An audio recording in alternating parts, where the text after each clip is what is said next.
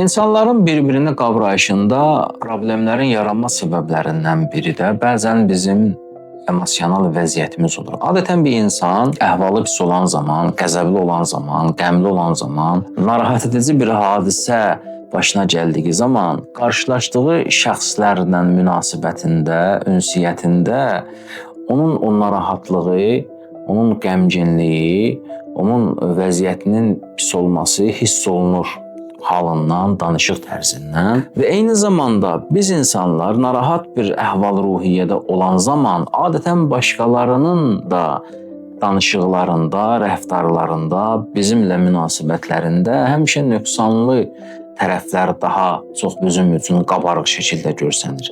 Yəni biz emosional olaraq mənfi bir halda, mənfi bir durumda olduğumuz zaman başqa insanlar haqqında da mənfi qərarlar verməyə, mənfi rəylərlə digərlərinə yanaşmağa meyilli oluruq. Belə olan təqdirdə bizim qavrayışımız obyektiv olmur. Biz emosional durumumuz əsasında qarşımızda olan şəxsi qavramağa meyilli oluruq deyə bu zamanda yanlış qərarlar verə bilirik.